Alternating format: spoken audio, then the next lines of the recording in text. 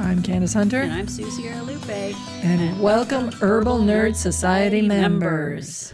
Well, this month it's Dandelion. That's our herb of the month. It is. It's a sunny, fun little front yard medicine kind of flower. It is. Well, let's talk about that.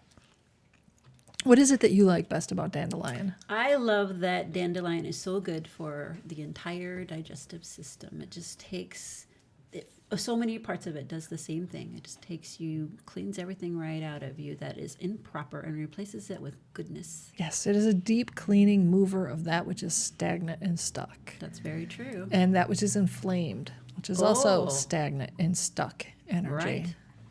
That's a very good point. Yeah. Yeah.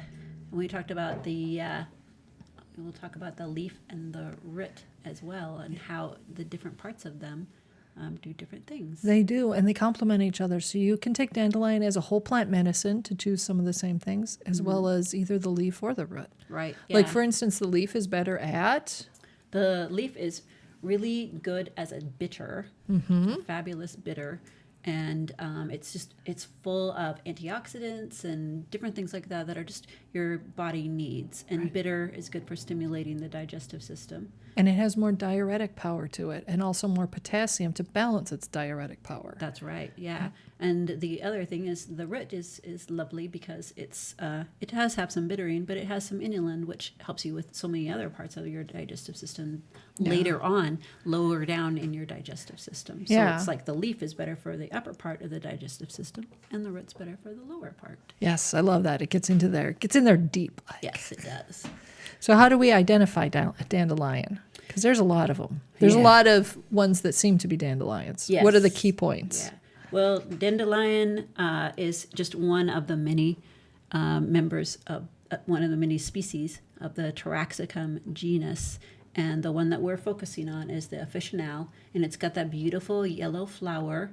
And it's a single flower per stem. That's right. That's really important. A single flower per stem. And the stem comes right from the central part of the rosette. The rosette. So it comes right from the bottom middle of the plant, where all the leaves, everything comes from that same spot. That's right. And the stems, when you cut them or break them, and you see this milky latex that exudes from the stem itself. Yep, and the stems are hollow. And the stems are hollow. They're always hollow. Don't be sticking that latex in your eye or any membrane, because it is fairly caustic. They used to say that it's good for removing warts. I don't know if it is good for removing warts, but definitely not something to stick in your eye. Definitely not, yeah. The teeth or the leaves are really deeply toothed, which is part of why it's called Dandelion in French, if I remember correctly. But it really means it's got deep lobes.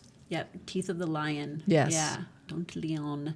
Yes, and the lobes can vary a little bit depending on where this dandelion is grown. Sometimes they're really super deep, and sometimes they're a little shallower. Yeah. Yeah, but look for other things like its root, which the root is a tap root. It can have little rootlets kind of hanging off of it a bit, but it really is a tap root. Yes, and sometimes you get one long, really deep single tap root, and sometimes you get the slightly more, like you said, the ones with a little more rootlets, but there's always like a central taproot too. A central taproot, yeah, and that will just depend on soil. Right.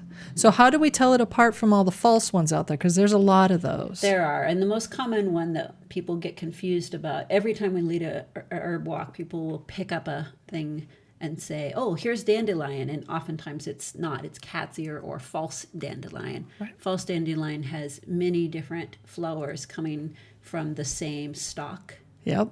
And again, dandelion only has one. The true dandelion, which is the one we're talking about, has those nice lobes, and it's smooth. The leaf is smooth. Which is important. Smooth leaf. Yeah. No hair. That's right, because another name for our dandelion, cat's ear, it's got these little tiny hairs on it. Yes. And sometimes there's like just a little line of them like coming off the stem, and sometimes it's the whole leaf fuzzy leaf. Kind of fuzzy like cats. So again, looking at this, if you look at the false dandelion, then it's got more fibrous roots. And then the true dandelion may have rootlets hanging off of it, but it has that true one taproot. One real taproot. Yes. So is there a good time of year that we want to be harvesting? Yeah, spring leaves when it first comes up, and particularly after a rain. Yeah. Yes. If you very get them tasty. right. Yeah. Early in the spring, after the rain, the leaves and the flowers are really tasty at that point. Oh, that's right. Yeah. Yeah. I don't ever use the stem for anything, but the No, flowers, the like I'll take it flowers, off of the the flower head and buds. sprinkle it on into either a vinegar or sprinkle it on salads. Yep. Yeah. And, yeah, sometimes it makes fun to, if you put it on top of pasta or something like that too. Yeah. And we've got a recipe for fried dandelions as well. Those are Right. really for the buds. Yeah, Is that but right? later in the year, the leaves are a lot more bitter. Yes. The bitterness is undisguised, shall Yes. we say. So you can use those later in the year, but at that point, you're really going to be using them in like a vinegar or tincture extraction, something like that, Yeah, because the yeah. flavor won't be as great. They're more medicine-y. That's very true. And then the fall is great for harvesting the roots. Yes. And one of the constituents that we're looking for is inulin. And the inulin is in the roots, and in the fall, there's 40% more inulin in the root. It's had time to develop that than in the spring. So you can do a whole plant tincture or process a whole plant if you want to. A lot of people like to take the spring leaves and start that in a tincture and then strain it out and then take that entire tincture and then add the dandelion root to it and make it a whole plant tincture that way. Or you can just stick the whole thing in. It really depends on what you're looking for and how much processing you want to do. Because Right. it sure is a lot simpler to stick the whole thing in the tincture. It is a lot simpler. Yeah. So what are our properties for dandelion? What are our primary properties here? Well, bitters, definitely. And we talked about that from the leaf already. And then And diuretic. and a diuretic, yes, That's important. most definitely. It does have some antibiotic and antifungal properties. Okay. It does have. It's really great at promoting, improving your calcium absorption. Yep. It's a great prebiotic. It's fabulous at taking out toxins and cholesterol particles and like cell waste and fat. Dieters love it. It's very supportive of the kidney and of the liver. Yep. So it's great at taking the stuff out, and then it can relieve constipation. And the inulin in the root, also, if you were to just take inulin itself and then you add that to water, you'll see it kind of turns into this gel. And you can physically see why that would help people that are dieting feel a little bit more full. Yeah. So dandelion root is often thrown into a coffee substitute Yeah. with chicory. Yep. And It's from an energetic perspective, it's a cooling, drying herb. So you use it when the conditions are a lot of phlegm or mucus. So spring allergies is a perfect time for making use of dandelion. At that point, particularly the tops are really helpful because the diuretic aspect helps to dry your system, and the dandelion's replacing the potassium, so it's a balancing. So it's not throwing your system off balance. And then the cooling aspect is particularly helpful, especially in the late summer when the root starts to become better. It helps cool but move your digestion and move stagnant energies for you. yeah. So, and especially people who have a more heat or hot temperament, that's really helpful or hot constitution rather, it's helpful to use the dandelion for that. Wow, cleaning in many different ways. Yeah. That's So very what is good. our uses? Well, of course, dandelion bitters. Yes. Awesome. It's one of the most fun plants, I think, personally, to make bitters for cocktails and that sort of thing with, because I know it's really helpful Yeah. and it's pretty tame for most people. It's Yes. pretty helpful for Yeah, most people. It's easy to digest. Yeah, for some people that might have a gallbladder problem or something like that, then they would have to stay away from it. But But yeah, it you know, makes an it's- awesome bittering. it does, yeah. Yeah. And you can use it also for bittering in your spring salads and, but the cocktails are fun. Yeah, and it's a great thing to throw the leaf into the salad. And if you take your bitter a little before you eat, then you're more likely to pull more nutrition out of the food that you eat, Yes. as well as help you process out any extra nastiness that you might have picked in through the day. Yep. No more Cheetos. No more Cheetos, yeah. One of the things I have noticed dandelion oxymel in particular is really good for is when you're either the spring dealing with the allergies and that sort of thing coming off of the winter when your system is more stagnant anyway.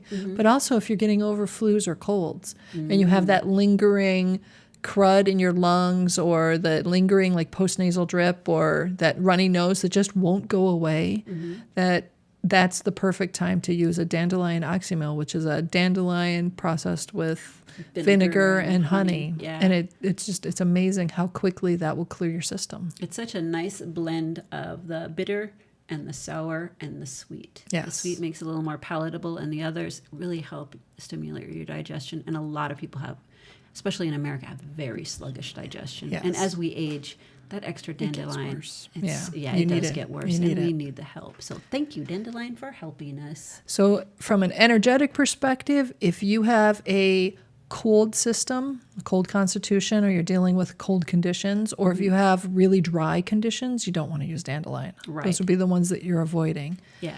But there's more cautions than that are more scientific style of looking at things. Right. Well, obviously, you have a dandelion allergy, or Obviously, in the yeah. Asteraceae family, otherwise known as the dandelion family. It's not an uncommon allergy. So Right, yeah. you could have either a topical reaction to it or an internal reaction to it. And then if you're on antibiotics or antifungal, then adding another antibiotic or antifungal, it might complicate things. If Yeah. you're on anti-diabetic medication, insulin, or if you're taking lithium, for example, because it does take things out of the liver where the lithium's supposed to be stored. Right. Yeah, for people that have bipolar disorder and they're on that particular medication. You're going that's to want to not the watch one for that them. incredibly carefully. You want to Very make sure much you so. have your physicians and pharmacists involved in any Right. decisions you make of using dandelion at any level Yeah. with those kinds of meds. If you just assume, if I have to go in for regular blood tests to monitor the condition, talk to your healthcare practitioner about taking dandelion.